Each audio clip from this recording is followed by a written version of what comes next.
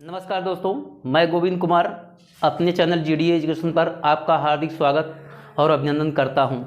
दोस्तों, मैंने आपको पिछली क्लास में बताया कि लिपि क्या होती है और किन किन भाषाओं की कौन सी लिपियां हैं, ये हमने आपको अगली वीडियो में बताया था। आज दोस्तों हमारा जो टॉपिक था हिंदी परिचय और उसका विकास लगभग ख़त्म ही हो चुका है। आज हम आपको उसमें वो मैटर प्रोवाइड कराएंगे जो कि आपको परीक्षा की दृष्टि से बहुत ही लाभकारी सिद्ध होंगे। और दोस्तों, मेरा कहना ये है कि हमारा मकसद यही है कि हम आपको अच्छी शिक्षा दें, अच्छे टॉपिक से निकाल कर अच्छे ऐसे क्वेश्चन दें जो कि आपको परीक्षा में उपलब्ध हों। क्योंकि दोस्तों, आपकी सफलता ही हमारा विकास है और आप सफल होंगे तो मैं समझूंगा हमारा पढ़ाना सफल हो गया। क्योंकि दोस्तों, कहा गया है कि पीर पर्वत सी पिघलनी चाहिए, पीर पर्वत सी पिघलनी चाहिए, इस हिमालय से कोई गंगा निकलनी चाहिए। सिर्फ हंगामा खड़ा करना मेरा मकसद नहीं, सिर्फ हंगामा खड़ा करना मेरा मकसद नहीं, मेरी कोशिश है कि ये सूरत बदलनी चाहिए। इस हिमालय से कोई गंगा निकलनी चाहिए, इस हिमालय से कोई गंगा निकलनी चाहिए। दोस्तों, आप मेहनत करेंगे तो हमारे इस बनाए हुए संस्था से कोई भी मेरा छात्र सफल हुआ तो जान लेंगे हम कि हमारी मेहनत सार्थक हो गई। तो आओ दोस्तों, हम आपको बताएं कि वो विशेष क्या है, कैसे है। ये हम एक पॉइंट वाइज आपको बताएंगे और आप उसका चाहे तो स्क्रीनशॉट ले लीजिए या फिर आप उसको नोटबुक में अपने नोट करिए। तो आइए हम बताते हैं कि क्या कैसे है। जैसे हमने बताया था आपको, हिंदी शब्द की उत्पत्ति सिंधु शब्द से हुई। ये अक्सर परीक्षा में पूछा जाता है। उसके बाद आ गया हिंदी वियोगात्मक भाषा है। हिंदी जो है वियोगात्मक भाषा है। संस्कृत संयोगात्मक भाषा है। हिंदी भारूपी परिवार भाषा के अंतर्गत आती है।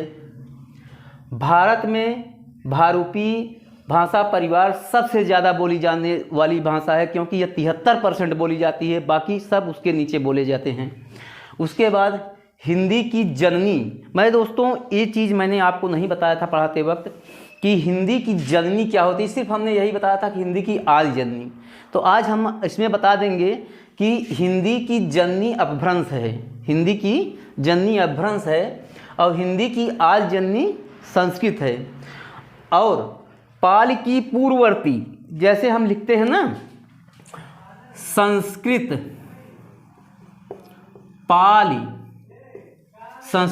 पाली, प्राकृत, अपभ्रंश, अवहट्ट, हम ऐसे लिखते हैं ना। मतलब हिंदी की जो है किस अपभ्रंश से होते हुए कैसे निकली, ये हमने लिखा है, बताया है आपको। तो जैसे इसमें कहा गया पाल की पूर्ववर्ती मतलब पहले की, जैसे पाल की पूर्ववर्ती संस्कृत हो गई। और फिर हमने दिया है अपभ्रंश की परवर्ती। तो अपभ्रंश ये है, अपभ्रंश इसकी परवर्ती मतलब पीछे की, परवर्ती ये क्या हुआ, अवहट, क्या हो गया, अवहट। उसके बाद चाहे हम कह सकते हैं पाल की परवर्ती प्राकृत, यही चीज़ होता है दोस्तों। तो वही कहने का हमारा तात्पर्य ये है कि अपभ्रंश की परवर्ती अवहट्ट हुई। और अपभ्रंश का वाल्मीकि स्वयंभू को कहा जाता है। अपभ्रंश के वाल्मीकि जो हैं वो स्वयंभू हैं और महापुराण के रचनाकार पुष्पदंत हैं। ये सब अपभ्रंश के ही जो है कि साहित्य हैं, जो हमने यहाँ लिखाया है। महापुराण के रचनाकार पुष्पदंत हैं और सिद्धों के आदि गुरु सरहपा हैं। पश्चिमी हिंदी का विकास सौरसैनी अपभ्रंश से हुआ। दोस्तों, अब ये हमारा दूसरा पॉइंट चालू होता है कि जो है कि पूर्वी हिंदी का विकास अर्धमागधी अपभ्रंश से हुआ। हमने आपको लिखाया है कि पूर्वी हिंदी का विकास जो है अर्धमागधी से हुआ, ये हुआ। और उसके बाद असमिया भाषा का विकास मागधी अपभ्रंश से हुआ। किससे हुआ? मागधी अपभ्रंश से हुआ। और आ जाता है अब्दुल रहमान जो हैं अपभ्रंश के लेखक हैं, अपभ्रंश में लिखे हुए हैं, उनका नाम है अब्दुल रहमान। और अब्दुल रहमान का एक और नाम अद्दहमाण के नाम से जाना जाता है। ये परीक्षा में पूछता है कि अब्दुल रहमान को और किस नाम से जाना जाता है, तो वो जाना जाता है अद्दहमाण के नाम से। उसके बाद आ जाता है अब्दुल रहमान की रचना संदेश रासक है। अब्दुल रहमान की रचना क्या है? संदेश रासक है। और इसी संदेश रासक में विक्रमपुर की एक वियोगिनी का वर्णन है, जो अपने प्रेमी को संदेश देने का कार्य करती है। और उसके बाद आ जाता है उक्ति व्यक्ति प्रकरण। यह रचना है, यह एक रचना है। और वो रचना किसका है? दामोदर पंडित का है। वो दामोदर पंडित का है। ये भी परीक्षा में पूछा जाता है। इसमें बनारस के आसपास की संस्कृति का वर्णन है। इसमें बनारस शहर के आसपास की संस्कृति का वर्णन है। और उसके बाद दोस्तों आ जाता है हमारा वर्ण रत्नाकर। ये वर्ण रत्नाकर के रचनाकार हैं ज्योतिरीश्वर ठाकुर।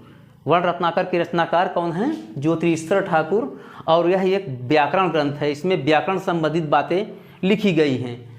और फिर आ जाता है विद्यापति। विद्यापति एक ऐसे जो हैं कि कवि हैं जो हिंदुओं को के प्रतिनिधि कवि कहे जाते हैं। और यही प्रतिनिधि कवि ने लिखा है कीर्तिलता और कीर्ति पताका। कीर्तिलता में दोस्तों कीर्ति सिंह का वर्णन है, और कीर्ति पताका में उनके भाई शिव सिंह का वर्णन है। और फिर आ जाता है राउरवेल रचना रोड़ा नामक कवि की रचना है। और अवधी भाषा की पहली रचना जो है मुल्ला दाऊद की चंदायन है। और चंदायन का ही दूसरा नाम लोरकहा है। पूछता है दोस्तों कि चंदायन का और किस नाम से जाना जाता है? चंदायन जो है क्या कहते हैं? लोरकहा नाम से जाना जाता है। और फिर आ जाता है खड़ी बोली के जनक अमीर खुसरो हैं। खड़ी बोली के जनक कौन हैं? अमीर खुसरो हैं। और अमीर खुसरो का जन्म बहुत तेज पूछा जाता है दोस्तों। ये लगभग हर परीक्षा में टीजीटी, पीजीटी हुआ, टेट हुआ, सुपर टेट हुआ, पेट हुआ, हर चीज़ में पूछा जाता है। और बीएड प्रवेश फार्म पर जो आता है उसमें भी ये अमीर खुसरो से एक प्रश्न तो पूछना ही पूछना है। तो अमीर खुसरो का जन्म 1253 ईस्वी में एटा जिले के पटियाली नामक स्थान पर हुआ था। और अमीर खुसरो के गुरु का नाम निज़ामुद्दीन औलिया। अमीर खुसरो ने कहा अपने गुरु निज़ामुद्दीन औलिया की मृत्यु पर कि गोरी सोवे सेज पर मुख पर डारे केस, चल खुसरो घर आपने रैन भई चौं देश। आप इसका स्क्रीनशॉट ले सकते हैं जो है। हाँ तो दोस्तों अब ये जो है प्रश्न हमने जो दिया है ये आप नोट करिएगा कि किस्सा, चाह दरवेश, मुकरियाँ, गज़लें तथा तराना गायन शैली के जनक अमीर खुसरो हैं। इसके जनक अमीर खुसरो हैं। फिर तबला, सितार, ढोल के जनक अमीर खुसरो हैं। ये दोस्तों पूछा जाता है कभी कभी कि मुकरियों के जनक कौन हैं? तो अमीर खुसरो हैं। गज़लों के जनक कौन हैं? अमीर खुसरो हैं। सितार के जनक कौन हैं? अमीर खुसरो हैं। ढोलक के जनक कौन हैं? अमीर खुसरो हैं। अब उसके बाद आ जाता है अष्टछाप का जहाज सूरदास को कहा जाता है। अष्टछाप का जहाज सूरदास को कहा जाता है। और कठिन काव्य का प्रेत केशवदास को कहा जाता है। और जो है इन्हीं की रचना है रामचंद्रिका। केशवदास की रचना रामचंद्रिका है। और ये रामचंद्रिका की रचना केशवदास ने तुलसीदास के विरोध में किया था। उनसे जो है कि अपमानित होने के बाद उन्होंने ये चीज़ किया था कि रामचंद्रिका का जो है रचना एक ही रात में कर डाला था। और उसको इतना छंदों से भर दिया था तो उसको छंदों का अजायब घर कहा जाने लगा। और इसी कठिन छंदों के कारण इन्हें रामचंद्र शुक्ल ने कठिन काव्य का प्रेत कहा। तो रामचंद्रिका को छंदों का अजायब घर कहते हैं। और रानी केतकी की कहानी के रचनाकार इंशा अल्लाह खां हैं। यह भी बहुत मोस्ट इम्पॉर्टेंट है दोस्तों, ये भी परीक्षा में पूछा जाता है। और नस्केतोपाख्यान रचना सदल मिश्र का है, सदल मिश्र का है। भारतेंदु जी ने अपने पत्र कालचक्र में, इनका पत्र था कालचक्र, और उसी कालचक्र में इन्होंने कहा हिंदी नई चाल में ढली। पूछता है किसने कहा हिंदी नई चाल में ढली, तो उसमें ऑप्शन में भारतेंदु जी रहेंगे, उस पर आप टिक लगाइएगा। उसके बाद आ जाता है सरस्वती पत्रिका के संपादक महावीर प्रसाद द्विवेदी हैं। प्रथम प्रार्थना समाज के संस्थापक आत्माराम पांडुरंग थे। और उसके बाद आ जाता है रामकृष्ण मिशन के संस्थापक स्वामी विवेकानंद हैं। फिर हिंदी को पुरानी हिंदी का नाम किसने दिया? चंद्रधर शर्मा गुलेरी ने। उसके बाद आ जाता है खड़ी बोली का एक अन्य नाम कौरवी है, कौरवी कहा गया। अब दोस्तों कि अब आ जाता है हमारी पुरानी बांग्ला को ब्रजबुली नाम से जाना जाता है। पूछता है कि ब्रजबुली नाम से किसे जाना जाता है, तो ब्रजबुली नाम से पुरानी बांग्ला को जाना जाता है। फिर आ जाता है बघेली बोली पूर्वी हिंदी के अंतर्गत आती है। जैसे पूर्वी हिंदी के अंतर्गत अवधी, बघेली, छत्तीसगढ़ी, ये तीनों आते हैं। लेकिन कभी कभी पूछ देता है सिर्फ बघेली बोली की किस मतलब हिंदी के अंतर्गत आती है, तो पूर्वी हिंदी के अंतर्गत आती है। उसके बाद आ जाता है देवनागरी लिपि का विकास ब्राह्मी लिपि से हुआ, देवनागरी लिपि का विकास ब्राह्मी लिपि से हुआ। फिर हिंदी, हिंदू, हिंदुस्तान का नारा किसने दिया? प्रताप नारायण मिश्र ने दिया। ये भी पूछा जाता है कि हिंदी हिंदुस्तान का नारा किसने दिया? प्रताप नारायण मिश्र ने दिया। फिर आ जाता है नागरी प्रचारणी सभा की स्थापना किसने किया था? मदन मोहन मालवीय ने काशी में किया था, 1893 ईस्वी में इसे किया था। तो पूछा जाता है नागरी प्रचारणी सभा की स्थापना किस सन में हुई? 1893 ईस्वी में हुई। किसने किया? मदन मोहन मालवीय ने किया। कहाँ हुई? काशी में हुई। ये 3 क्वेश्चन इसमें बन जाता है दोस्तों। और उसके बाद आ जाता है कि ब्रज भाषा सबसे ज़्यादा काव्य भाषा के रूप में प्रसिद्ध हुई, क्योंकि ब्रज भाषा जो थी वह काव्य भाषा के रूप में सबसे पहले ही प्रसिद्ध हुई। भारतवर्ष में हिंदी को राजभाषा वर्ग में रखेंगे, राष्ट्रभाषा वर्ग में नहीं, राजभाषा वर्ग में रखेंगे। फिर आ जाता है वर्तमान हिंदी का प्रचलित रूप क्या है? खड़ी बोली, जो अब बोली जा रही है, खड़ी बोली। ये वर्तमान हिंदी का प्रचलित रूप है, खड़ी बोली।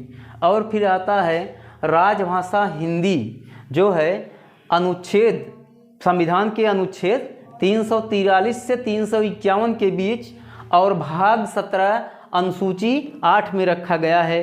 कभी कभी प्रश्न पूछ देता है दोस्तों कि किस अनुच्छेद में हमारी हिंदी है? 343 से 351 के बीच। भाग कितने में है? भाग 17 में है। अनुसूची किस में है? अनुसूची 8 में है।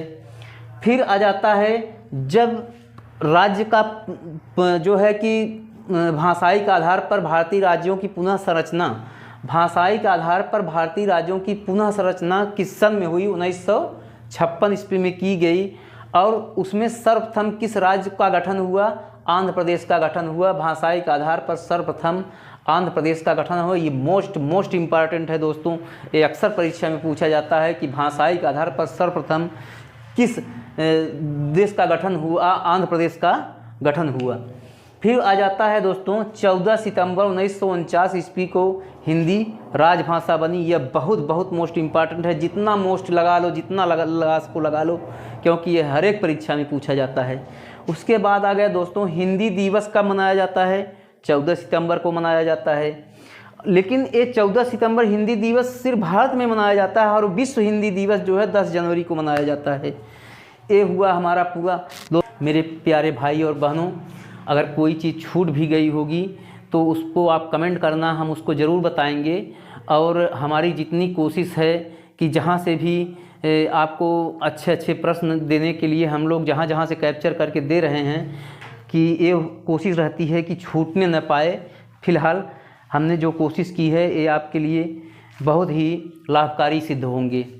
तो दोस्तों, इसी के साथ हम अगले वीडियो में मिलेंगे। नमस्कार।